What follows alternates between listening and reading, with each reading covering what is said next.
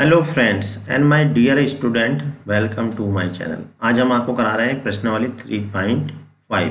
अगर आपने इससे पहली प्रश्नावली नहीं देखी है तो वीडियो के अंत में उनका लिंक मिल जाएगा, आप वहां से इससे पहली सभी प्रश्नावली का सॉल्यूशन देख सकते हैं। तो चलिए करते हैं आज की वीडियो को स्टार्ट। तो इसमें देखिए सबसे पहला क्वेश्चन जो है आपकी स्क्रीन पर आ चुका है। पहले क्वेश्चन क्या है इसको हम अच्छे से पढ़ते हैं। निम्नलिखित समीकरण युग्मों में किसका अद्वितीय हल है? तो अद्वितीय हल का मतलब है दोनों लाइनें एक दूसरे को काटती हैं। किसका कोई हल नहीं है, इसका मतलब ये दोनों लाइनें कैसी हैं? समांतर है। किसका अपरिमित रूप से अनेक हल है, यानी कि एक लाइन दूसरे लाइन के ऊपर लेटी हुई है, यानी कि समपाती है। अद्वितीय हल होने की स्थिति में, यानी कि जो पहली अगर कंडीशन आती है तो हमें इसे बीजगुण विधि से सॉल्व करना है। तो पहले आपको मैं बता दूं कि अगर अद्वितीय हल कब होता है, तो अद्वितीय हल तब होता है जब a1/a2 not is equal to हो b1/b2। ठीक है, दूसरा कोई हल नहीं है।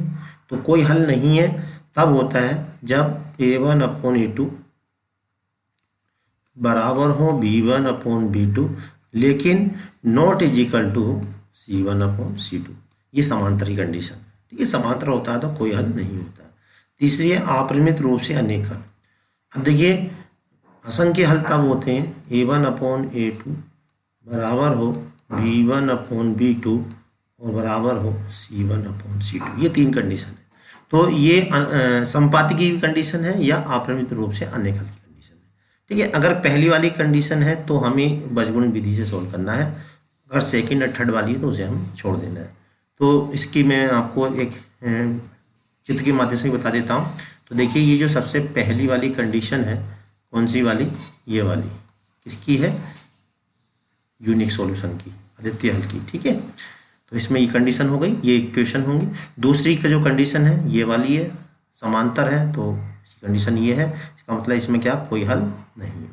तीसरी जो कंडीशन है, एक लाइन के ऊपर देखिए दूसरी लाइन बैठी हुई है, इसका मतलब क्या है? अनंत हल होंगे, और कंडीशन है ये वाली। तो ये बात मैंने आपको बता दी। चलिए अब मैं एक क्वेश्चन आपको करके दिखा देता हूँ जिससे ये चीज़ आपको क्लियर हो जाए। तो a1/a2 क्या होता है? a1/a2 से मतलब है गुणांक। तो देखिए समीकरण क्वेश्चन नंबर 1 का फर्स्ट पार्ट हम कर रहे हैं। तो सबसे पहले यहाँ से कैलकुलेट करेंगे a1/a2। तो a1/a2 का मतलब जो x के कोफिशिएंट होते हैं उन्हें हम a1/a2 कहते हैं। इसी तरह से निकालेंगे v1/v2 जो y के कोफिशिएंट है। तो y कोफिशिएंट क्या है? -3। नीचे वाली इक्वेशन में क्या है? -9। और इसी तरह से जो तीसरा है अचर पद, यानी कि c1/c2 कितना है? -3 और -2। तो यहाँ पे इसे देखिए इस वाले को थोड़ा सॉल्व कर लेते हैं। तो जब हम इसे सॉल्व करेंगे तो b1/b2 बराबर हो जाएगा, माइनस माइनस देखिए प्लस हो जाएगा, और 3 3 9 यानी कि 1/3। और यहाँ पर देखिए c1/c2 कितना हो जाएगा? यहाँ पर माइनस माइनस प्लस हो जाएगा, यानी कि 3/2। तो यहाँ पर हम देख पा रहे हैं कि a1/a2 इज इक्वल टू है b1/b2 but not is equal to c1/c2। तो इसका मतलब कौन सी कंडीशन है? सेकंड वाली है, यानी इसका कोई भी हल नहीं है। जब कोई भी हल नहीं है तो हमें इसे बीजगुण विधि से सॉल्व करने की ज़रूरत नहीं है। यहाँ इस बात को लिखेंगे भी, चूँकि a1/a2 is equal to b1/b2 but not is equal to c1/c2। मतलब 1/3 बराबर 1/3 लेकिन नॉट इज इक्वल टू 3/2। तो कोई हल नहीं है। क्या लिखेंगे? कोई हल नहीं है। इसको लिखेंगे कोई हल नहीं है। जब कोई हल नहीं है तो हम इसे आगे सॉल्व नहीं करेंगे। ठीक है, अब इसका सेकंड पार्ट को करते हैं। चलिए अब देखते हैं इसका क्वेश्चन नंबर सेकंड। ठीक है, तो क्वेश्चन नंबर फर्स्ट का सेकंड वही काम करेंगे जो अभी हमने किया था, a1/a2 निकालेंगे। तो a1/a2 कितना है? 2/3। इसी तरह से b1/b2 निकालेंगे, कितना है? 1/2। कुछ नहीं है तो यहाँ पर 1 माना जाता है। ठीक है, और c1/c2 निकालेंगे। अब देखिए इक्वल में दे रखा है तो माइनस में लिख लेंगे, यानी कि -5/-8। ठीक है, क्योंकि इधर देखिए पहले से ही लेफ्ट में दे रखे थे, यहाँ राइट में दे रखे हैं। अब इसे थोड़ा सॉल्व कर लेते हैं। अब यहाँ पे हम देख पा रहे हैं कि पहली कंडीशन अगर पूरी हो जाए तो फिर हमें आगे नहीं देखना। क्या लिखेंगे यहाँ पे, चूंकि A1/A2 देखिए नॉट इज इक्वल टू है B1/B2, यानी कि यहाँ पे A1/A2 कितना 2/3, और ये क्या नहीं है 1/2 के इक्वल नहीं है। क्या लिखेंगे यहाँ पे, अतः अद्वितीय हल है।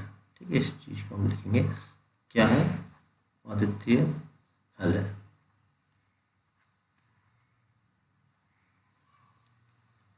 अद्वितीय हल है। ठीक है, जब अद्वितीय हल है तो हम इसको बीजगुण विधि से सॉल्व करेंगे। तो बीजगुण विधि क्या होती है, पहले हम बता देते हैं कि बीजगुण विधि होती क्या है। ठीक है, तो ये बीजगुण विधि होती है, इसमें क्या होता है, इस टाइप की दो इक्वेशन दी होंगी। ठीक है, अगर नहीं दे रखी इस टाइप की तो हम इस टाइप में कन्वर्ट कर लेंगे। जैसे इक्वल में कुछ दिया होगा तो उसे हम लेफ्ट में लिख लेंगे। उसके बाद जो एक्स के कोफिशिएंट है यहाँ उतार देंगे, बाई का जो कोफिशिएंट है ये वाला उसे यहाँ उतार देंगे, और जो कांस्टेंट टर्म है उनको भी हम यहाँ पर उतार लेंगे। फिर क्या करेंगे, यहाँ पे लिखेंगे x, दूसरे वाले में लिखेंगे -y, फिर तीसरे में लिखेंगे 1। अपोन में फिट करना, पहले वाले को छुपा लिया जाएगा ऐसे करके, ये पीला वाला छुपा लिया जाएगा और जो बचेगा उसके नीचे लिख देंगे। ठीक है, इसी तरह से फिर दूसरे वाले को छुपा लिया जाएगा, जो बचेगा उसके नीचे लिख देंगे। फिर इसी प्रकार से जो है तीसरे वाले को छुपा लिया जाएगा और जो बचेगा उसके नीचे लिख देंगे। फिर इसको सॉल्व कैसे करना है, इसके लिए भी हम बता दें, इनकी तिरछी गुणा करनी है। देखिए पहले B1 की C से, हमेशा पहले ऐसे गुणा करेंगे और उसके बाद ऐसे करेंगे। तो B1C2 देखिए ये आ गया, बीच में माइनस का चिन्ह अपनी तरफ से लगाएंगे, B2C1। ठीक, इसी प्रकार से A1C2, बीच में माइनस का चिन्ह अपनी तरफ से लगा, A2C1। बिल्कुल इसी प्रकार से A1B2 और बीच में माइनस चिन्ह हमने अपनी तरफ से लगाया और A2B1। ठीक है, फिर इनको सॉल्व करके x y की वैल्यू निकल जाएंगी। तो चलिए अब हम करते हैं इस क्वेश्चन को सॉल्व। तो देखिए दूसरा क्वेश्चन ये आ गया है स्क्रीन पे, अब इसको हमें सॉल्व करना है। क्वेश्चन नंबर फर्स्ट का सेकंड पार्ट। तो ये क्वेश्चन नंबर सेकंड है, किसका, फर्स्ट का, क्वेश्चन नंबर फर्स्ट का सेकंड। ठीक है, तो पहले देखिए जो इक्वेशन दे रखी वो हमने लिख ली यहाँ पे। उसके बाद जो कांस्टेंट टर्म था उसको हम लेफ्ट हैंड साइड में लेंगे। ठीक, अब इसको हमें बीजगुण विधि से सॉल्व करना है। क्यों करना, क्योंकि ये अद्वितीय हल है। अद्वितीय हल आएगा तभी बीजगुण विधि से हल करेंगे। इसके लिए पहले इनके गुणांक लिखेंगे, जैसा कि मैंने अभी आपको बताया था, यहाँ पे 2 और यहाँ पे 3, यानी एक्स के कोफिशिएंट। उसके बाद देखिए y का कुछ नहीं है तो 1 मान लेंगे, यहाँ पे 1 और 2, और जो कांस्टेंट बचा क्योंकि इक्वल में दे रखा था इसलिए माइनस में आ गया, 5 और -8। इसके बाद क्या बताया था हमने, सबसे पहले लिखेंगे x, डंडा खींचा, लिखेंगे -y, डंडा खींचा, और यहाँ पे 1। ठीक, अब जरा ध्यान समझेंगे, आप यहाँ पे समझने वाली बात है। तो सबसे पहले हम ये करेंगे, जो पहला वाला है ये वाला, इसको छुपा लेंगे, यानी इसे छुपा लेंगे तो क्या बचेगा, ये वाला दिखेगा, और इनकी जो है ऐसे करके कैंची गुणा करेंगे। हमेशा पहले कैंची गुणा कैसे करनी है, ऐसे करके, ऐसे करनी है। तो गुणा करेंगे क्या आएगी, 1 की करेंगे हम गुणा किससे, -8 से। बीच में देखिए माइनस का है तो ब्रैकेट में लिखिए, माइनस चिन्ह अपनी तरफ से लगाया, फिर 2 की करेंगे -5 से, माइनस था इसने ब्रैकेट लगा दिया। अब उसके बाद देखिए दूसरा वाला छुपाएंगे। दूसरा वाला कौन सा है, ये वाला, ये हम दूसरा वाला छुपाएंगे, और जैसे ही दूसरा वाला छुपाएंगे तो फिर हम इनकी मल्टीप्लाई करेंगे ऐसे, यानी कि फर्स्ट की लास्ट से। तो 2 की करेंगे हम किससे, 2 की करेंगे 2 मल्टीप्लाई -8, फिर बीच में माइनस का चिन्ह लगाएंगे अपनी तरफ से, फिर करेंगे हम 3 की -5 से, 3 मल्टीप्लाई -5। उसके बाद जो कांस्टेंट, इसके बाद तीसरा वाला है, तीसरा वाला छुपाएंगे। तीसरा वाला कौन सा, ये वाला छुपाएंगे, जो बचेगा उनकी मल्टीप्लाई करेंगे ऐसा, 2 की 2 से, यानी कि 2 मल्टीप्लाई 2, और फिर बीच में माइनस चिन्ह अपनी तरफ से लगाएंगे, 3 मल्टीप्लाई 1। अब देखिए इसको हम सॉल्व कर लेते हैं। सॉल्व कैसे करेंगे ये भी हम बता देते हैं। तो सॉल्व करने के लिए एक्स अपॉन ये हो जाए माइनस का 8, माइनस माइनस हो जाएगा प्लस, 2 पंजे 10, और यहाँ पे माइनस का y, और यहाँ पे देखिए 2 अट्ठे 16, माइनस का माइनस माइनस हो जाएगा प्लस, और 3 पंजे 15, और यहाँ पे 1 अपॉन 2 दूनी 4 माइनस का 3। अब इसे सॉल्व करते हैं। देखिए x अपॉन 2 बचा, यहाँ पे माइनस का y अपॉन 16 15 यानी कि -1 बचा, इक्वल टू 1 अपॉन 1। आप ये देखिए यहाँ से आगे को कैसे सॉल्व करना है, जरा इसको समझेंगे। बहुत आसान है। फर्स्ट और लास्ट वाले को इक्वल कर लो। फर्स्ट क्या है x अपॉन 2, लास्ट वाला क्या है 1 अपॉन 1। बस कैची गुणा कर लो ऐसे, कैची गुणा, ये 2 की इधर 1 की इधर, तो 2 की इधर करेंगे तो क्या आएगा, बस इधर भी करने की जरूरत नहीं है, इधर से काम चल जाएगा। क्या लिखेंगे 1 मल्टीप्लाई 2 यानी 2। ठीक है, अब दूसरा वाला सेकेंड और थर्ड बराबर करेंगे, माइनस का y अपॉन -1, और ये 1 अपॉन 1, फिर वही कि देखिए माइनस माइनस तो प्लस हो जाएगा, और y इज इक्वल टू आ गया 1। तो ये आ गया इसका आंसर। तो x इक्वल टू 2 आ गया, y इज इक्वल टू 1 आ गया। तो चाहो तो लास्ट में ये लिख सकते हैं, अतः x इज इक्वल टू 2 और y इज इक्वल टू 1, ये आंसर हो गया इसका। ठीक है, इस तरह से हम इसका सॉल्व करेंगे। आंसर भी चेक कर सकते हैं, x की वैल्यू किसी भी इक्वेशन में रख लीजिए। देखिए यहाँ पे यहाँ रखेंगे x की वैल्यू 2 दूनी 4 और 1 5 आ रहा है, इसका मतलब हमारा आंसर बिल्कुल सही है। चलिए अब देखते हैं क्वेश्चन नंबर 3। चलिए अब देखते हैं क्वेश्चन नंबर फर्स्ट का थर्ड पार्ट। तो पहले वही काम करना है, यहाँ से हमें निकालना है a1 अपॉन a2।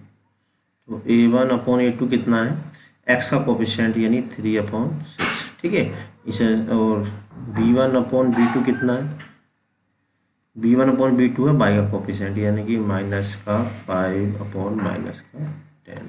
उसके बाद निकालेंगे c1 अपॉन c2। अब देखिए लेफ्ट में दे रखा है तो माइनस का कर लेंगे पहले इसको। ठीक है, राइट में जाके क्योंकि माइनस का हो जाता है। अब इसको सॉल्व कर लेते हैं। तो सॉल्व करेंगे तो देखिए यहाँ पे 3 कम 3 3 दूनी 6, माइनस माइनस ये प्लस हो जाएगा, 5 एकम 5 और 5 दूनी 10, माइनस माइनस यहाँ भी प्लस, 20 एकम 20 20 दूनी 40। तो यहाँ पे हम देख पा रहे हैं कि a1 upon a2 is equal to है b1 upon b2 is equal to c1 upon c2, यानी तीनों चीज़ें इक्वल हैं, क्योंकि 1 अपॉन 2 बराबर 1 अपॉन 2 बराबर 1 अपॉन 2। जब तीनों चीज़ें इक्वल होती हैं, ठीक है, यानी a1 upon a2 b1 upon b2 c1 upon c2 equal है, तो इसका मतलब क्या है कि ये जो है कैसा है, संपाती है, यानी अनंत हल है इसके। कैसे हैं, अनेक हल, अनेक हल है। ठीक है, जब अनेक हल है तो हमें सॉल्व नहीं करना, हल सॉल्व तभी करना है जब इसका यूनिक सॉल्यूशन, यानी कि a1 upon a2 not equal to हो b1 अपॉन b2। चलिए अब इसी का फोर्थ पार्ट देखते हैं। फोर्थ पार्ट में वही काम करना, पहले a1 अपॉन a2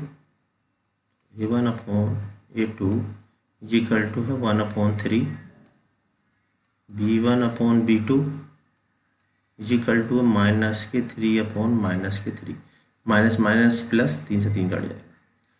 तो यहाँ पर देखिए वैसे तीसरी कंडीशन हमें देखने की ज़रूरत ही नहीं है, क्योंकि पहली वाली ही फुल हो गई, 7 अपॉन माइनस के 15 माइनस माइनस प्लस। तो यहाँ क्या लिखेंगे, चूँकि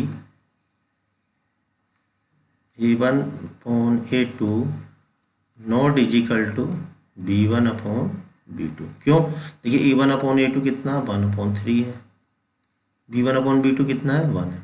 ठीक है, तो क्या लिखेंगे, अतः आदित्य हल। जब आदित्य हल है तो हमें क्या करना है, इसको सॉल्व करना। कैसे सॉल्व करना है, बीजगणित हल है। ठीक है, तो अब इसको चलो बीजगणित विधि से सॉल्व कर देते हैं।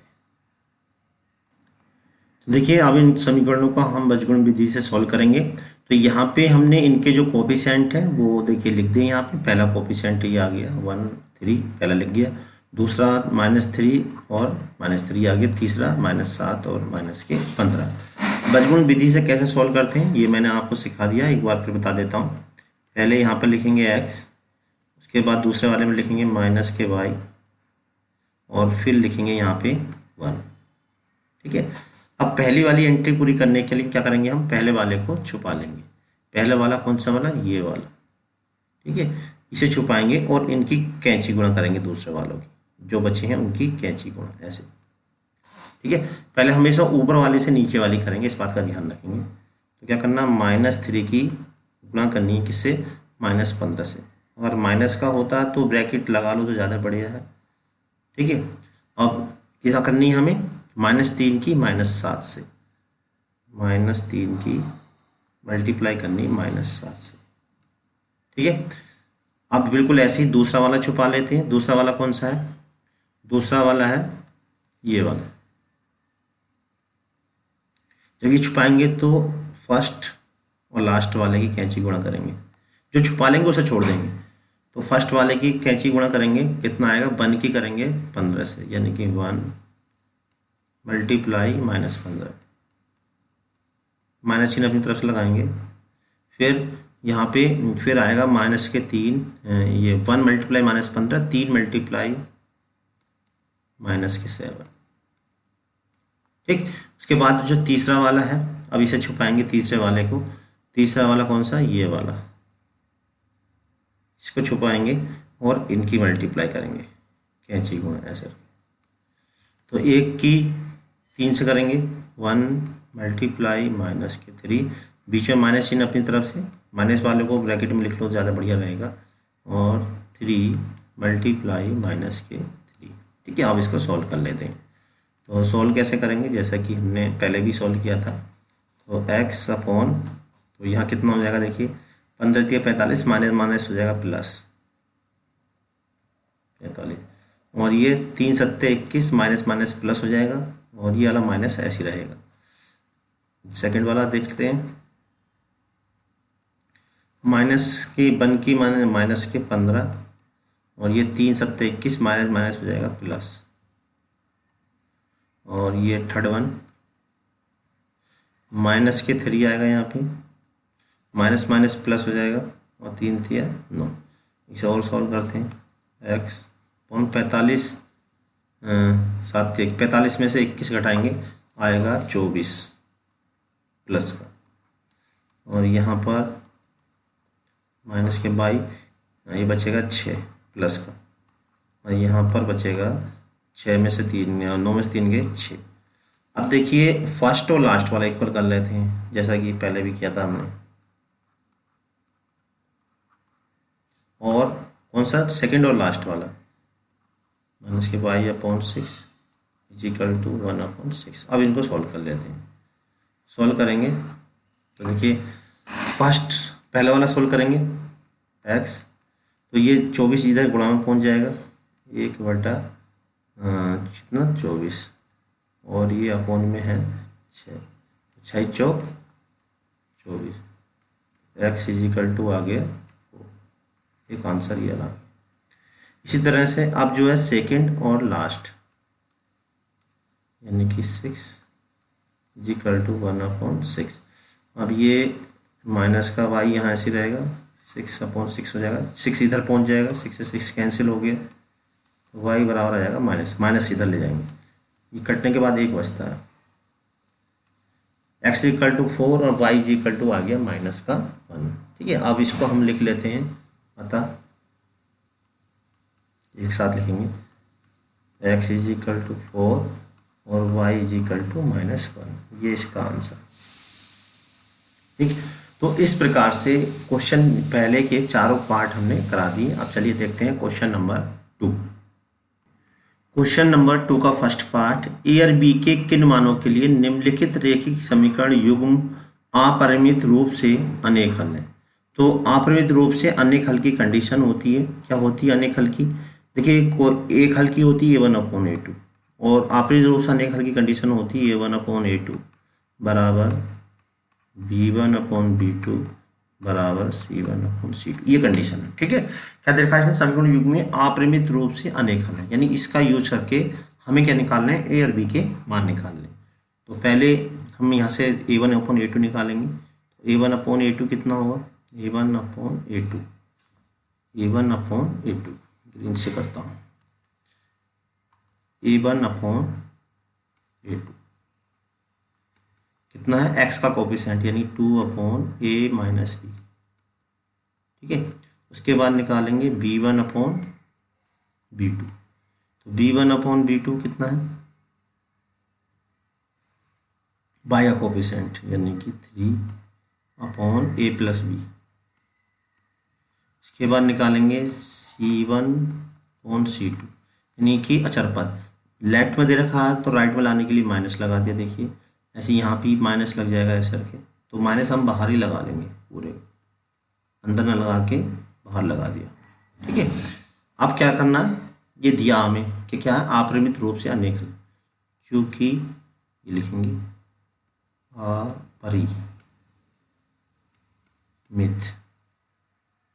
अपरिमित रूप से अनेक हल हैं,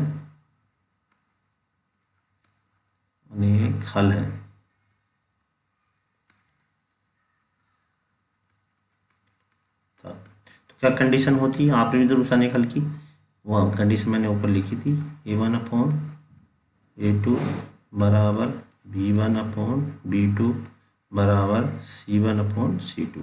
अब इनकी वैल्यू रख देते हैं।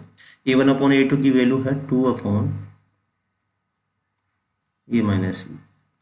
ठीक है, B1/B2 की वैल्यू है 3/A+B, और C1/C2 की वैल्यू माइनस माइनस देखिए प्लस हो जाएगा, 7/3A+B-2।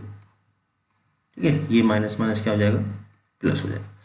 अब ए और बी की वैल्यू निकालनी, तो इसके लिए हम देखिए इसको सॉल्व करेंगे। क्या करेंगे, फर्स्ट और लास्ट को इक्वल करेंगे, सेकंड और लास्ट को इक्वल करेंगे। तो फर्स्ट वाला है 2/A-B और इधर है 7/3A+B-2, और सेकंड वाला है 3/A+B इक्वल टू आएगा 7/3A+B-2। ठीक, अब इसको सॉल्व कर लेते हैं। सॉल्व कैसे करेंगे, अब देखिए यहाँ पर, तो इसको सॉल्व करने के लिए कैंची गुणा कर देते हैं इसकी, ऐसे इसकी इधर और इसकी इधर, तो कितना होगा, 2 से गुणा हो जाएगी इसकी, तो होती है 6, और ये प्लस के 2B और 2 दूनी 4, इधर इसकी करेंगे 7A - 7B। ठीक है, अब इसको पक्षांतर कर लेते हैं, 6A 7A, यानी ए वाला ए के पास में ले जाएंगे, बी वाला बी के पास में ले जाएंगे, ये इधर प्लस का हो जाएगा, और जो नंबर्स हैं उनको राइट हैंड साइड में ले जाएंगे, यानी कि 4। ठीक है, कितना बचा यहाँ पे, माइनस का ए बचा, और यहाँ प्लस का हो गया 9B = 4। इसे डाल दी हमने इक्वेशन फर्स्ट। अब इसके बाद सेकंड और थर्ड वाले को इक्वल कर लेते हैं। सेकंड थर्ड वाला कौन सा, ये वाला, इसको इक्वल करेंगे यहाँ से, इसको करेंगे, आएगा 3 3 9A प्लस 3B 3 दूनी 6, और ये आएगा 7A प्लस 7B। पक्षांतर कर लेते हैं, 9A में से 2A इधर आके माइनस हो जाएगा, ये बचेगा 2A, इधर 3B है, ये 7B है, इधर आके आ जाएगा माइनस के 7B यानी कि माइनस के 4B, और ये 6 इधर पहुंच जाएगा। 2 से इसको डिवाइड कर देते हैं, 2 से डिवाइड करेंगे तो यहाँ आएगा A माइनस के 2B = 3, ये आगे इक्वेशन 2। अब फर्स्ट 2 को सॉल्व कर लेते हैं। ठीक है, तो सॉल्व करने के लिए कोई सी भी विधि लगा सकते हैं, हमने बहुत सारे मेथड यहाँ पर सीख रखे हैं, तो हम एलिमिनेशन से ही इसको कर देते हैं। इसमें ऐसा नहीं कहा कि किससे सॉल्व करना था, हम किसी से भी हल कर सकते हैं। चलिए इसको सॉल्व करते हैं नेक्स्ट पेज पे। तो यहाँ पर देखिए क्वेश्चन मैंने दोनों जो ये है समीकरण 1 और 2 को दोनों को यहाँ पर उतार दिया है। ठीक है, अब इसको सॉल्व करना तो आपको मैंने कई मेथड सिखा दिए, किसी भी मेथड से आप कर सकते हैं। तो वैसे मुझे एलिमिनेशन मेथड यानी विलोपन विधि ज़्यादा अच्छी लगती है, तो उसी से मैं करूँगा। इसमें गुणांक बराबर करने होते हैं, पहले से देखिए एक एक गुणांक बराबर है। जब बराबर हैं तो हम कुछ करना ही नहीं हमें, फिर अपोजिट चिन्ह है तो यहाँ लिखते हैं घटाने पर। ये पता होगा आपने, एक्सरसाइज पूरी है इस बात की विलोपन विधि से। तो घटाने पे सॉरी घटाने नहीं, जोड़ने पर लिखा जाएगा। जब अपोजिट चिन्ह होते हैं तो लिखते हैं जोड़ने पर, और जोड़ने पर। ठीक है, और एक जैसे चिन्ह होते हैं तो लिखते हैं घटाने पर। जब जोड़ने पर लिखते हैं तो कोई भी चिन्ह परिवर्तन नहीं लिख करते। तो यहाँ पर देखिए ये ऐसे कैंसिल हो गया, ये बचा 7b और इधर हो जाएगा 4 3 7। तो ये 7 में पहुंच जाएगा, यानी कि v = आ गया 1। ठीक है, अब b की वैल्यू किसी एक में रख देंगे, ये मान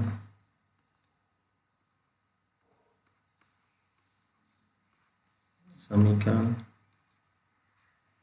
1 में रखने पर, कोई सी में रख सकते हो, 2 में भी रख सकते हो।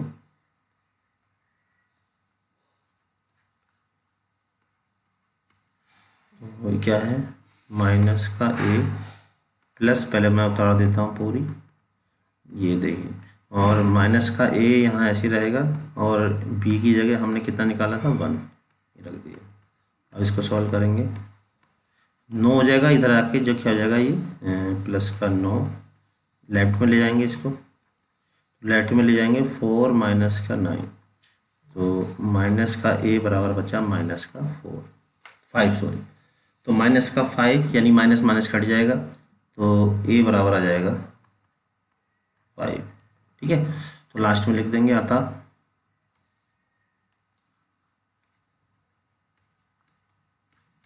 a बराबर कितना आया, a बराबर आया है 5 और b बराबर आया है 1। ये इसका आंसर है।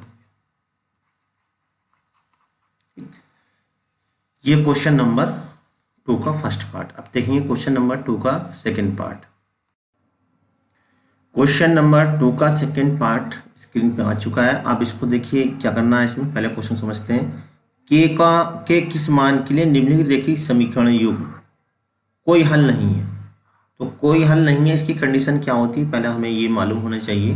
कोई हल नहीं है, इसकी कंडीशन है a1/a2, याद होगी आपको, b1/b2 नॉट = c1/c2। ये जो कंडीशन है कोई हल नहीं है तब की है, तो इसकी हेल्प से हमें k की वैल्यू निकालनी है। तो सबसे पहला काम है हम a1/a2 निकालेंगे। तो a1/a2 कितना होगा, आपको मालूम ही होगा, a1/a2 ये वाला x के कोफिशिएंट, यानी कि 3/2k - 1।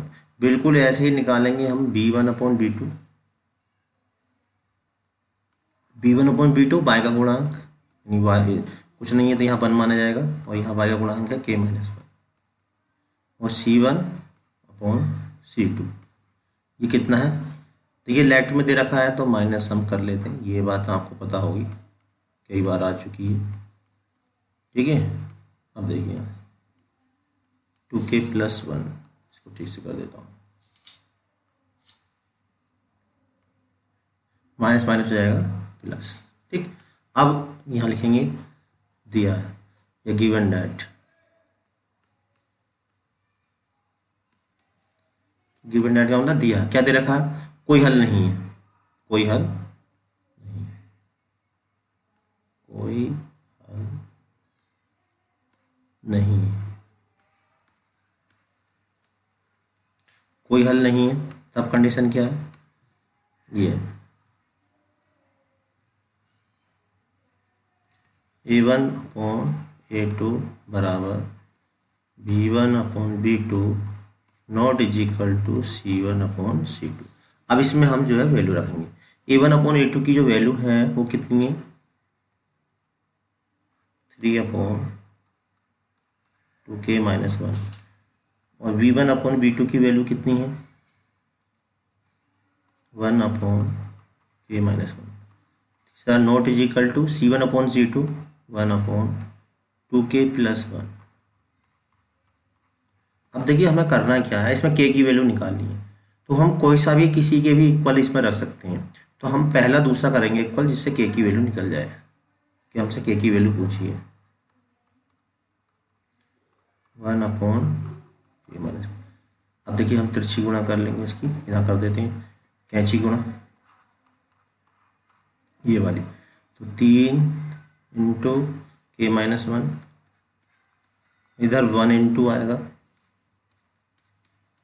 के माइनस 1, तो 3 के अंदर एंट्री कर देंगे 3k माइनस 3, इधर आ जाएगा 2k माइनस 1। पक्षांतर कर लेते हैं, पक्षांतर से मतलब k वाला एक साइड में रख लेंगे और जो नंबर्स हैं उनको एक साइड में। 3k में से 2k माइनस करेंगे, बचाएंगे तो बचेगा k, इधर 2। तो जो k की वैल्यू आ गई वो क्या आ गई, 2 आ गई। ठीक है, तो k की वैल्यू कितनी आ गई, 2, ये इसका आंसर होगा। ठीक, अब चलते हैं क्वेश्चन नंबर 3 की ओर। क्वेश्चन नंबर 3 आपकी स्क्रीन पर आ चुका है। निम्नलिखित समीकरण युग्मों को प्रतिस्थापन और बीजगुणन विधियों से हल कीजिए, यानी कि दोनों मेथड से हल करें। हमने आपको प्रतिस्थापन विधि भी बता दी है और बीजगुणन विधि भी आपको बता दी है। ठीक है, किस विधि को आप अधिक उपयुक्त मानते हैं, इसमें यह भी कह रहे हैं कि आप कौन सी विधि को ज़्यादा अच्छा मानते हैं। तो ये तो आपके ऊपर डिपेंड करता है कि आपको कौन सी विधि अच्छी लगती है। वैसे मुझे जो है इन दोनों में प्रतिस्थापन और बीजगुणन में प्रतिस्थापन विधि अच्छी लगती है, हो सकता है आपको बीजगुणन विधि अच्छी लगती हो। ठीक है, तो इसमें तो आपकी अपनी राय है। फिलहाल हमें दोनों मेथड से इसको सॉल्व करना है। तो प्रतिस्थापन विधि से मैं यहाँ सॉल्व कर रहा हूँ और बीजगुणन से भी सॉल्व कर रहा हूँ। मैंने आपको दोनों मेथड सिखा दिए हैं, आप वीडियो को पॉज करके खुद हल कीजिए, स्वयं हल कीजिए और अपने आंसर को मैच कीजिए। ठीक है, तो चलिए करते हैं स्टार्ट। तो इसमें क्या करते हैं, हम प्रतिस्थापन विधि में पहले इक्वेशन लिख लेते हैं दोनों को, फिर क्या करते हैं, यहाँ एक लाइन लिखेंगे समीकरण 1 से। क्या करते हैं समीकरण 1 से, x या y का जिसका मान इजीली हम निकाल सकते हैं वो हम निकालते हैं। तो यहाँ से चलिए मैं y की वैल्यू निकाल लेता हूँ। 5y is equal to 9 minus के 8x, और 5 जो कांस्टेंट होता है उसको इसके नीचे ले जाएंगे। ये काम करते हैं हम, यानी कि हम स्टार्टिंग में ही y या x का मान जो हमें अच्छा लगता है वो हम निकाल लेते हैं। अब ये वाली जो वैल्यू है इसको हम डाल देते हैं इक्वेशन। ठीक है, अब ये जो वैल्यू है हम रखेंगे इसमें समीकरण 2 में, यहाँ लिखेंगे समीकरण 2 से। तो 2 में क्या होगा, जो y की वैल्यू अभी हमने निकाली है ताज़ी ताज़ी, ये वाली वैल्यू y की, ये वाली पूरी वैल्यू यहाँ पर रख देंगे। क्या लिखेंगे, 9 माइनस के 8x अपॉन 5। ठीक, इक्वल टू कितना है 4, ये हमने रख दिया। देखिए अब क्या करना है, इसको सॉल्व करना है। यहाँ पर कुछ नहीं है तो 1 लिखेंगे, और इसमें क्या करना पड़ेगा, कैंची गुणा। जब एलसीएम हो तो कैंची गुणा करते हैं। 5 की इधर करेंगे, 5 दिया 15x। अब 1 की इधर करेंगे तो केवल 2 से अंदर कर देनी है एंट्री, 2 के अंदर एंट्री करेंगे तो 2 9 18 माइनस 2 8 16, और अपॉन में क्या आएगा, इन दोनों की मल्टीप्लाई यानी कि 5। ठीक है, अब क्या होगा, ये 5 इधर मल्टीप्लाई में पहुंच जाएगा। तो अगले स्टेप से कर देता हूँ। तो यहाँ पर देखिए 15x है और यह 16x है, कितना बचेगा, माइनस का x बचेगा और प्लस का 18, इधर 4 गुणा 5, तो ये हो गया माइनस का x, और ये 4 पंजे 20, और इधर आके माइनस का 18, minus x is equal to आ गया 2। तो x की वैल्यू कितनी आ जाएगी, this implies that x is equal to आ गया -2। देखिए ये इम्प्लाइज का चिन्ह होता है, अगर नीचे जगह ना लिखना चाह रहे हो आप, सामने लिखना चाह रहे हो तो ये वाला सिंबल लगा देते हैं, इसे बोलते हैं इम्प्लाइज या इंगित करता है। ठीक है, तो x की वैल्यू -2 आ गई। अब हम जो x की ये वैल्यू है ये उठा के हम रखेंगे दूसरी इक्वेशन में। ठीक, तो यहाँ से जो x की वैल्यू है -2, ये उठा के समीकरण 3 में रख देते हैं। आप यहाँ लिख देंगे समीकरण 3 से। तो 3 कहाँ है देखिए, ये y is equal to 9 minus 8x upon, और जो वैल्यू हमने अभी निकाली है x की, इसमें रख देंगे। इसमें बढ़िया खास बात ये है कि आंसर भी चेक हो जाता है। अगर आंसर गलत है तो आपको मालूम चल जाएगा। 8 दूनी 16, माइनस माइनस प्लस हो जाएगा, तो 16 और 9 होगा 25। तो 25 को 5 से काट देंगे, 5 पंजे 25, तो y कितना आ गया 5। ठीक है, तो y इज इक्वल टू 5 और x इज इक्वल टू आ गया -2। तो ये इसका आंसर आ गया। अब बिल्कुल यही क्वेश्चन अब हमें बीजगणित विधि से भी करना है। तो ये तो हो गई प्रतिस्थापन विधि। चलिए अब इसकी बीजगणित विधि हम आपको सिखा देते हैं। चलिए अब हम बताते हैं इसकी आपको बीजगणित विधि क्वेश्चन नंबर 3 की। तो इसमें करना क्या होता है, जो राइट में है अगर लिखा हुआ तो उसे हम पहले लेफ्ट में लिख लेते हैं इस तरह। ठीक है, बीजगणित विधि करने के लिए। अब चूँकि इसमें जो है राइट में देखिए लेफ्ट में लिख लिया, उसके बाद हमने अभी तरीका आपको बताया था, आपको पता होगा। अगर आप सीख गए हैं तो वीडियो को पॉज करके खुद हल कीजिए और बाद में आंसर को मिलाइए। तो कैसे करना है देखिए, सबसे पहले इनके जो गुणांक हैं वो हम लिख लेते हैं, 8, 5 और ये -9। दूसरे में जो है वो हमने लिख लिया 3, 2 और -4।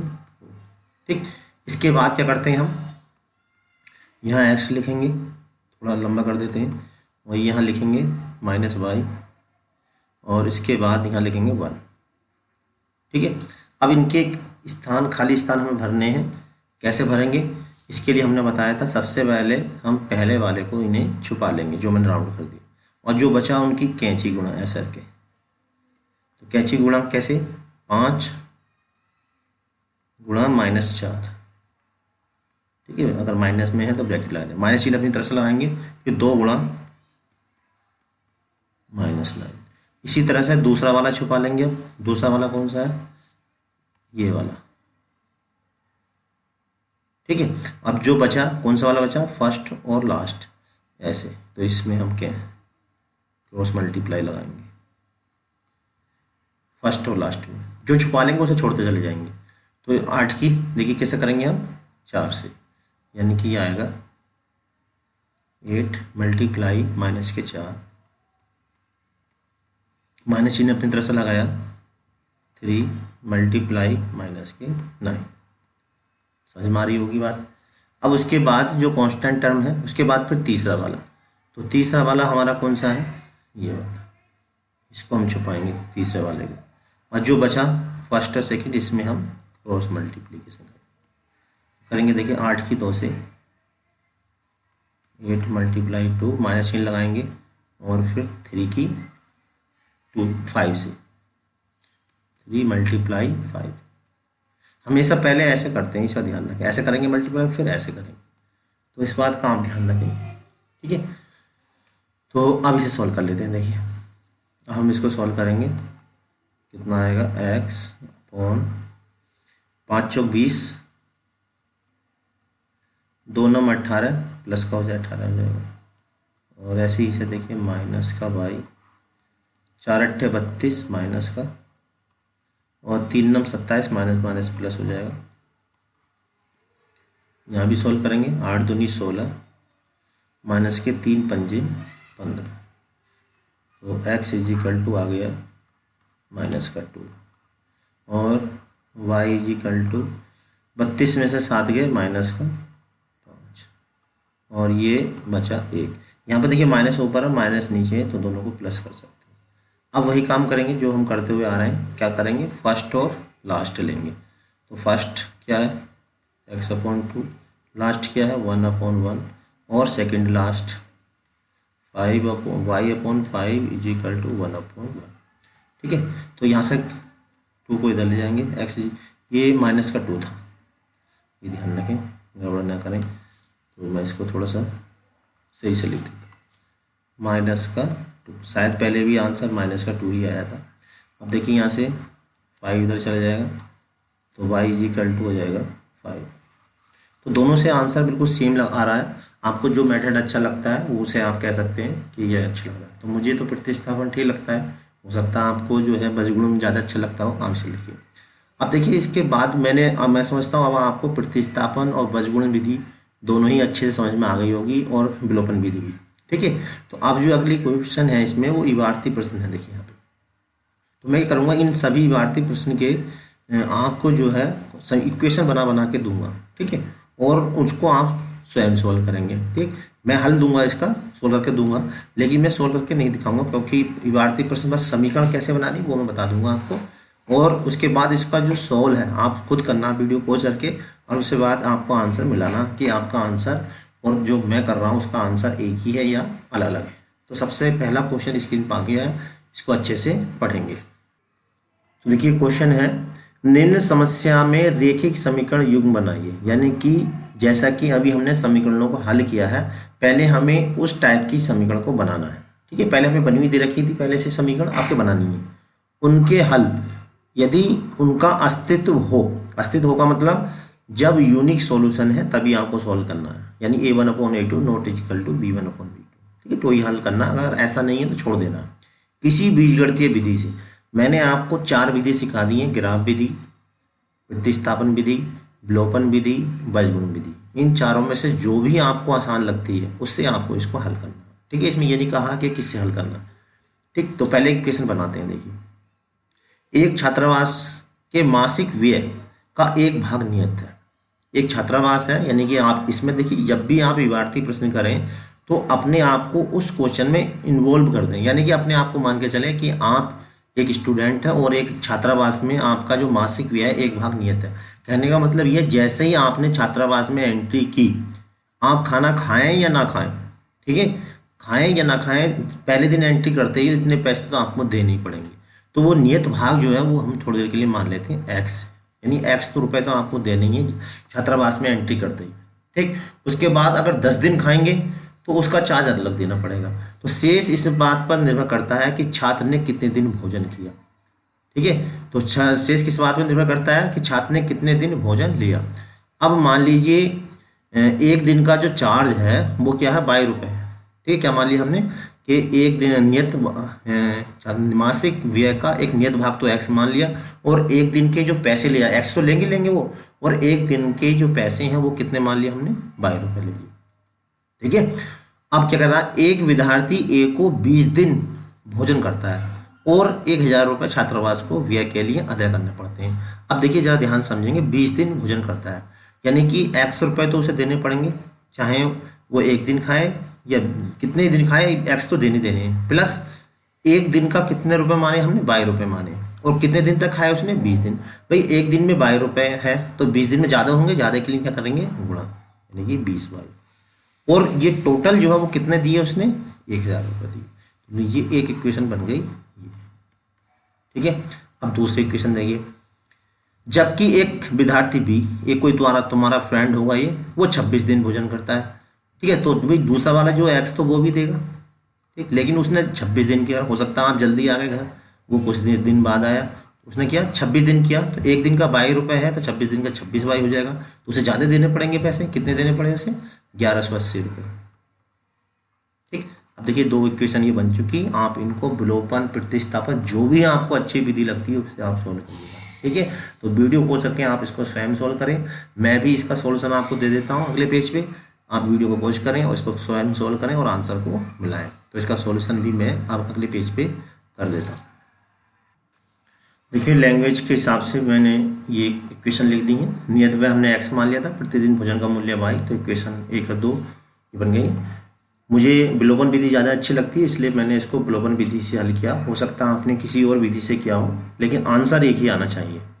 तो इक्वेशन है बस, चूँकि एक जैसा चिन्ह था बस ऐसे यहाँ घटा दिया, घटाते हैं तो चिन्ह साइन चेंज हो जाते हैं नीचे, देखिए ये माइनस हो गया, और यहाँ पे इसको सोल्व करा हमने 20 26, ये माइनस 6/22 बचा, और ये 180 6 बटे में चला गया, बाई आ गया 30, बाई की वैल्यू समीकरण 1 में रख दी तो x बराबर आ गया 400, यानी कि नियत व्यय हो गया 400 रुपये और प्रतिदिन भोजन का जो व्यय है वो 30 रुपये, ये इसका आंसर हो गया। ठीक, चलिए अब देखते हैं नेक्स्ट क्वेश्चन। तो नेक्स्ट क्वेश्चन को भी पहले हम अच्छे से पढ़ेंगे। ठीक है, पहले हम उसको समीकरण बनाएंगे और फिर जो विधि आपको अच्छी लगती है उसे हम सॉल्व करेंगे। ये इस टाइप के क्वेश्चन भी पहले एक्सरसाइज में आ चुके हैं। एक भिन्न 1/3 हो जाती है, तो भिन्न क्या होती है, बटे के रूप में होती है सर। ये इसे हम भिन्न बोलते हैं, ठीक है। एक भिन्न 1/3 हो जाती है, ये जो कितनी हो जाती है 1/3 हो जाती है जब इसके अंश में 1 घटाया जाता है, यानी इसमें से अगर हम 1 घटा दें, पहले तो भिन्न क्या थी x/y थी, अगर इसके अंश में हम 1 घटा दें तो 1/3 हो जाती है। दूसरा क्या है कि अगर इसके हर में 8 जोड़ दें, क्या करें हम, अंश में तो घटाएं, अगर हर में 8 जोड़ दें ऐसे करके, ऊपर वाला होता अंश, नीचे वाला होता हर, जोड़ दिया जाए तो ये कितनी हो जाती है 1/4 हो जाती है। तो भाई इसमें देखिए ऐसे कैंची गुणा कर लेंगे, इसमें भी ऐसे कैंची गुणा कर लेंगे और हम इक्वेशन बना लेंगे। देखिए इक्वेशन क्या बन जाएंगी, 3x - k3 = y, या 3x - y = 3, ये आ गई इक्वेशन फर्स्ट। बिल्कुल ऐसे ही इक्वेशन एक यहाँ से आएगी, देखिए 4x = y + के 8, और ये 4x - के y = 8, ये आ गई इक्वेशन। अब करना क्या, हमें इन दोनों इक्वेशन को विलोपन विधि से सॉल्व करना है, ठीक है। आप किसी भी विधि से कर सकते हैं, लेकिन मुझे विलोपन अच्छी लगती है इसलिए विलोपन से करूँगा। तो यहाँ पर देखिए y के जो गुणांक हैं वो तो सेम टू सेम है, जब के गुणांक सेम टू सेम है तो केवल घटाने से काम चल जाएगा। अपोजिट चिन्ह होते हैं तो जोड़ने पर लिखते हैं, और एक जैसे चिन्ह होते हैं तो घटाने पर, ठीक है। तो मैं इसको लैंग्वेज सहित कर देता हूँ, आप वीडियो पॉज करके इसको सॉल्व करिएगा, ठीक है, और अपने आंसर को बाद में मिलाना। अब देखिए ये विधिवत तरीके से मैंने पूरा क्वेश्चन सॉल्व कर दिया है, ठीक है। अगर आप इस तरह से करेंगे तो एक भी नंबर आपका कटेगा नहीं, ये मेरी गारंटी। मैं जो भी क्वेश्चन कराता हूँ पूरे तरीके से कराता हूँ जिससे आपका 1 मार्क भी नहीं कटे। तो वैसे मैंने समझा दिया था, अब इसका आप आंसर मिला दीजिए। मुझे उम्मीद है कि आपका आंसर भी यही आया होगा, बस आप देख लीजिए करने का तरीका। आप ऐसे करेंगे तभी आपको एग्जाम में पूरे मार्क्स मिलेंगे, ठीक। चलिए अब देखते हैं 4th का 3rd पार्ट। देखिए क्वेश्चन आपकी स्क्रीन पर बहुत ही आसान क्वेश्चन है और मज़ेदार क्वेश्चन है। क्वेश्चन को हम पढ़ते हैं अच्छे से। यश ने एक टेस्ट में 40 अंक अर्जित किए, यानी कोई एग्जाम था, यश अपने आप को मान के चलिए कि आप यश हैं, ठीक है। आपने 40 नंबर जो है आए आपके उसमें, उसे प्रत्येक सही उत्तर पर 3 अंक, यानी कि जो सही उत्तर पर कितने मिल रहे थे 3 अंक, यानी कि आपने मान लीजिए जो सही प्रश्न थे वो x मान लिए, ठीक है, और जो गलत करें आपने, यानी कि जो रॉन्ग करे थे वो मान लीजिए y, ठीक है। अब देखिए उसे प्रत्येक सही उत्तर पर, यानी आपको 3 अंक मिले, भाई एक पे 3 अंक हैं और सही कितने प्रश्न करें आपने, x करे तो इन पे ज़्यादा होंगे, तथा अशुद्ध पर 1 अंक की कटौती हो गई। जब आपने एक क्वेश्चन पे 22 नंबर कट रहे हैं तो 22 गलत क्वेश्चन आपने कितने करें 22, यानी एक अशुद्ध क्वेश्चन पे 1 अंक कट रहा है तो 22 क्वेश्चन पे ज़्यादा कटेंगे, तो ये आ जाएंगे 1 × 22, ठीक है। और टोटल नंबर क्या होंगे, जो सही वाले होंगे उसमें से गलत वाले कट जाएंगे, यानी माइनस हो जाएंगे, और टोटल कितने हो जाएंगे 40। इस बात को एक बार फिर समझें, यस ने यानी आपने 40 अंक प्राप्त करे, कैसे भी इसमें नेगेटिव मार्किंग थी, ठीक है। तो जो टोटल क्वेश्चन थे, टोटल क्वेश्चन हो जाएंगे x + y, यानी कि x इसमें जो सही प्रश्न होंगे और y जो होंगे वो गलत प्रश्न होंगे। सही प्रश्न पे मिल रहे हैं 3 नंबर, तो भाई एक प्रश्न पे 3 नंबर मिल रहे हैं और सही कुल प्रश्न आपने करे हैं x, तो 3x हो गए, और एक गलत प्रश्न पे 1 नंबर कट रहा है, ठीक है। और इस प्रकार से आपने कुल 22 प्रश्न करें, 22 की जगह मान लीजिए आपने 3 प्रश्न गलत करें, तो 1 नंबर का एक क्वेश्चन पे 1 नंबर कट रहा है, तो 3 पे 3 क्वेश्चन 3 नंबर कट जाएंगे, यानी कि 3/22, ठीक है। लेकिन कितने नंबर कट रहा है 1, तो 1 × 22, यानी सही में से गलत वाला माइनस कर देंगे तो इतने नंबर आपको आ जाएंगे। बिल्कुल ऐसी देखिए दूसरी कंडीशन को समझिए। यदि उसे सही उत्तर पर 4 अंक, सही उत्तर पर यानी कि 4 अंक किसमें मिलेंगे, सही पे, सही प्रश्न कितने करें आपने x, और अशुद्ध पर 2, अशुद्ध पर क्या करें 2 मिले, तो सही में से गलत वाला माइनस कर देंगे तो कितने नंबर मिलते हैं 50, ठीक है। तो टेस्ट में कितने प्रश्न थे, तो टेस्ट में कुल प्रश्न का कैसे मालूम चलेगा, शुद्ध यानी जो आपने सही करें प्लस जो आपने गलत करें इनको जोड़ लेंगे तो हमें टेस्ट में प्रश्न मालूम हो जाएंगे। यानी इन दोनों को पहले हम विलोपन विधि से सॉल्व करेंगे या किसी विधि से सॉल्व करेंगे, फिर x और y को दोनों को जोड़ देंगे तो हमें टेस्ट में आए प्रश्नों की संख्या मालूम हो जाएगी, ठीक है। तो इसे हम इक्वेशन फर्स्ट डाल देंगे, इसको सेकंड डाल देंगे, और देखिए इसको हम क्या करेंगे 2 से मल्टीप्लाई कर देंगे यहाँ पे, तो y के कोफिशिएंट सेम हो जाएगा, और उसके बाद यहाँ पर हम सब्ट्रैक्ट कर देंगे, यानी घटा देंगे, तो आंसर हमारा आ जाएगा, ठीक है। आप वीडियो को पॉज करके खुद करें इस क्वेश्चन को, मैं भी इसको सॉल्व करता हूँ, और वीडियो पॉज सॉल्व करने के बाद फिर वीडियो को ऑन करें और मिलाएं अपने आंसर को। तो चलिए मैं कर देता हूँ अब इसको। तो देखिए विधिवत तरीके से मैंने क्वेश्चन कर दिया है, आपने भी मुझे लगता है बिल्कुल सही किया होगा। तो इसमें उसने 15 क्वेश्चन तो करे सही और 5 क्वेश्चन करे गलत, यानी कुल मिला के 20 प्रश्न जो है उस टेस्ट में थे।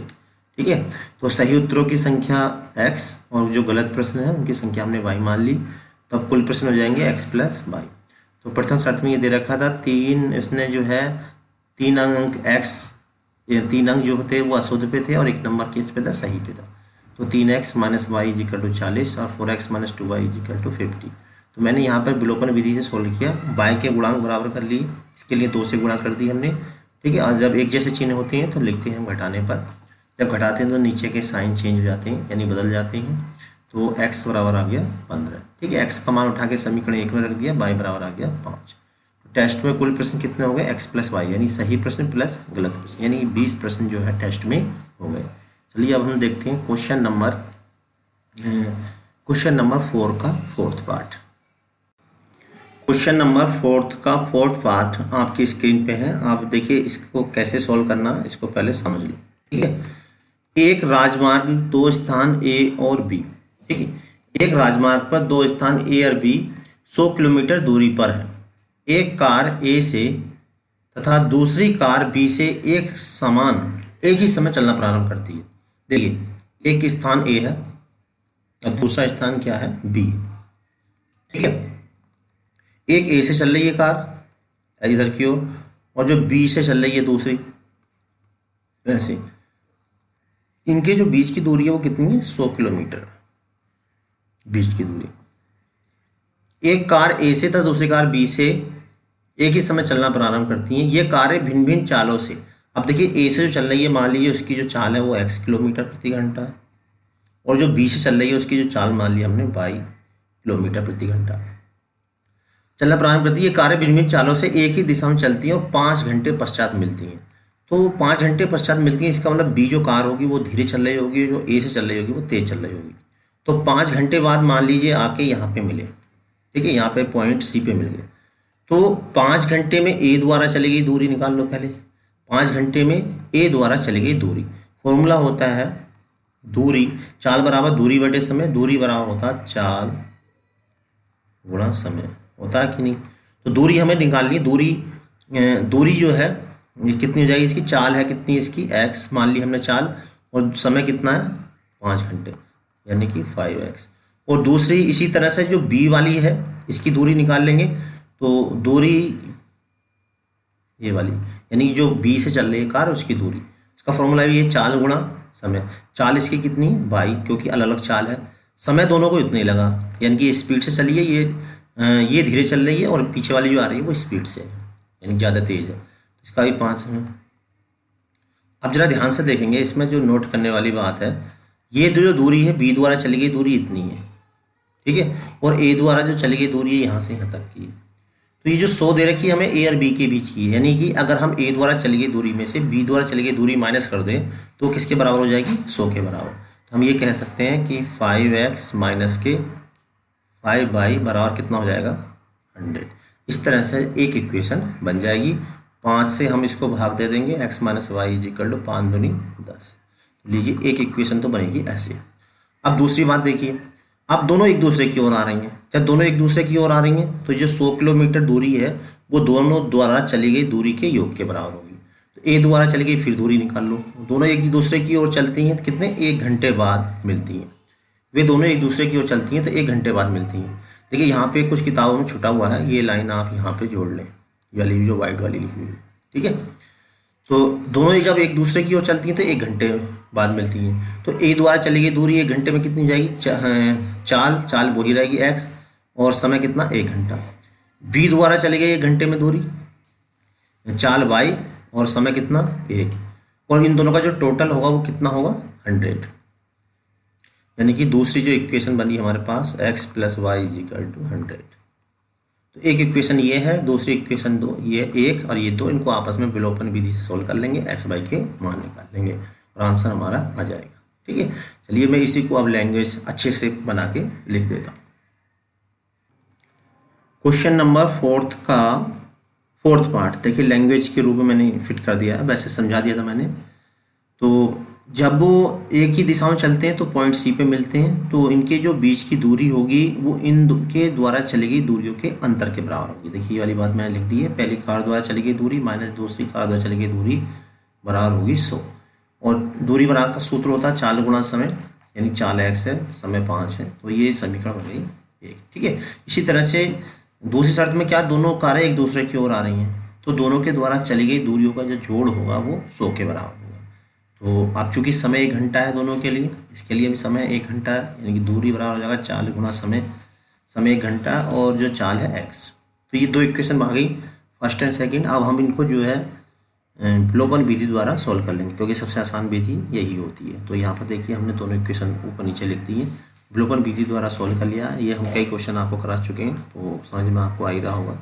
जब अपोजिट साइन होते हैं, ठीक है, और कुछ गुणा नहीं करनी तो जोड़ने पर हम लिखते हैं, ये कट जाएगा x 2x, ये 120 हो गया, 2 से डिवाइड कर दिया, यानी कि जो ए से चल रही कार उसकी स्पीड है 60 किलोमीटर प्रति घंटा। x की वैल्यू समीकरण 1 में रख दी तो y की वैल्यू आ गई 40, और बी से चलने वाली कार की जो स्पीड है वो है 40 किलोमीटर। तो लास्ट में हम इस तरह से इसके आंसर को लिखेंगे। अब देखिए इसी का अंतिम क्वेश्चन क्या है, इसको समझ लेते हैं। बहुत ही आसान क्वेश्चन है। एक आयत का क्षेत्रफल 9 वर्ग इकाई कम हो जाता। अब पहले एक बात आपको बता दें, मान लीजिए हमने इसकी जो लंबाई है वो x ले ली और चौड़ाई जो ले ली वो y ले ली, तो इसका जो क्षेत्रफल होगा वो कितना होगा। हम जानते हैं आयत का क्षेत्रफल होता है लंबाई गुणा चौड़ाई, यानी कि इसका जो क्षेत्रफल हो जाएगा xy हो जाएगा। ठीक है, आप जरा ध्यान समझना, एक आयत का क्षेत्रफल 9 वर्ग इकाई कम हो जाता, यानी कि जो xy है उससे कितना कम हो जाता, 9। तो कम के लिए मतलब माइनस करना। यदि उसकी लंबाई 5 इकाई कम हो जाती, लंबाई क्या कर देते, अगर हम x में कितना कम कर दें 5, ठीक है, और चौड़ाई में 2 बढ़ा दें, यानी y को कर दें y + 2। तो ध्यान समझना, अगर हम इसकी लंबाई को 5 कम कर दें और इसको चौड़ाई को बढ़ा दें तो क्षेत्रफल कितना 9 कम हो जाता है। इससे जो पहला क्षेत्रफल था उससे 9 कम हो जाता, यानी कि इसमें से जब हम 9 कम करोगे तो ये इसके क्षेत्रफल के बराबर हो जाएगा। क्या, अगर हम x में से 5 कम करें यानी माइनस करें, y में 2 जोड़ दें, क्षेत्रफल का मतलब लंबाई गुणा चौड़ाई, तो जो नई साइड होगी, नई भुजा होगी आयत की, वो ये वाली होगी, चौड़ाई ये वाली होगी। क्षेत्रफल के लिए दोनों की मल्टीप्लाई कर दी, और ये जो क्षेत्रफल है पुराने क्षेत्रफल से 9 कम है तो इसके लिए माइनस कर दिया। तो एक समीकरण तो हम यहाँ से बना लेंगे। ठीक है, दूसरी कैसे, यदि हम लंबाई 3 इकाई और चौड़ाई 2 इकाई बढ़ा दें, यानी कि लंबाई भी बढ़ा दें, यानी x + 2 कर दें, तो नई भुजा x + 2 हो जाएगी। चौड़ाई भी बढ़ा दें, कितनी, लंबाई 3, अच्छा लंबाई 3 बढ़ाई गई है, चौड़ाई कितनी बढ़ा दें, 2 बढ़ा दें, तो क्षेत्रफल इतने वर्ग इकाई बढ़ जाता है। यानी पहला क्षेत्रफल कितना था xy, ठीक है, और जब इसकी साइड में चेंज कर देते हैं तो क्षेत्रफल कितना बढ़ जाता है, 67 बढ़ जाता है। आयत की विमाएँ याद कीजिए, विमाएँ से मतलब इसकी लंबाई और चौड़ाई निकालनी है। तो एक इक्वेशन यहाँ से बनेगी, एक यहाँ से बनेगी, दोनों को सोल्व करेंगे। जो भी मैटर है, 4 मेथड आपको सिखाए रखें, किसी भी मैटर से सोल्व करके xy की मान निकालने। ठीक है, चलिए इसी को मैं अब लैंग्वेज के रूप में फिट कर देता हूँ। तो देखिए क्वेश्चन मैंने आपको समझा ही दिया था, लैंग्वेज के रूप में लिख दिया है। आयत की लंबाई हमने जैसा कि x मानी थी और चौड़ाई कितनी मान ली y। क्षेत्रफल हो जाएगा इसका xy, अगर लंबाई में 5 कम कर दें और चौड़ाई 3 बढ़ा दें तो क्षेत्रफल 9 कम हो जाता है। अगर हम इनकी आपस में मल्टीप्लाई करेंगे तो देखिए ये आएगा xy + के 3x, और ये 5 से मल्टीप्लाई करेंगे 5y, और 5 थी 15। अब यहाँ पर देखिए xy से xy ये कैंसिल हो गया। अब हम इसको पक्षांतर कर लेते हैं तो ये हो जाएगा 3x - के 5y, 15 इधर जाकर प्लस हो जाएगा, और 15 में से 9 यहाँ माइनस करेंगे तो ये हो जाएगा 6। ठीक है, ये आ गई इक्वेशन इसकी फर्स्ट। दूसरी इक्वेशन देखिए यहाँ से मिलेगी, इनकी आपस में मल्टीप्लाई करेंगे, x की करेंगे y से xy, फिर 2 से करेंगे 2x, फिर 3 से करेंगे 3y, और प्लस के 3 दूनी 6। तो इसे भी हम वही काम करेंगे जो अभी हमने किया था।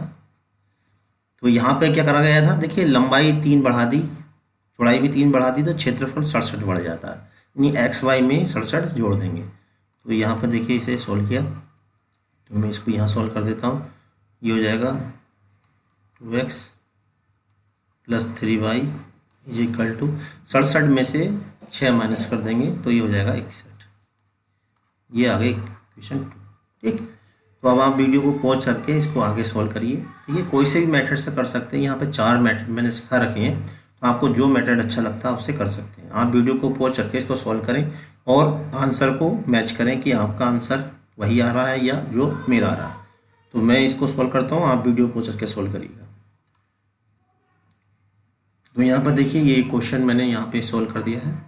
तो यहाँ इक्वेशन, पहली इक्वेशन ये आ गई, दूसरी इक्वेशन आ गई। तो मैंने विलोपन विधि से सॉल्व किया है। तो विलोपन विधि में क्या होता है, देखिए प्लस माइनस तो पहले से रखा हुआ है। गुणांक सेम करने होते हैं। तो गुणांक सेम करने के लिए आप एक्स के भी कर सकते हो, वाई के भी कर सकते हो। अगर एक्स के करोगे तो समीकरण 1 को इसके गुणांक से इसको कर दो और इसके गुणांक से नीचे वाले। लेकिन यहाँ मैंने प्लस माइनस पहले से रखा बाई वाला, तो बाई का जो गुणांक है 3 उससे समीकरण 1 को कर दिया, और समीकरण 1 में जो बाई का गुणांक है 5 उससे समीकरण 2 को कर दिया। ऐसा करने से क्या होता है, गुणांक बराबर हो जाते हैं। तो देखिए गुणांक बराबर हो गए। उसके बाद यहाँ पर हमने यहाँ लिख देंगे, क्योंकि जब साइन चेंज नहीं करते तो लिखते हैं जोड़ने पर।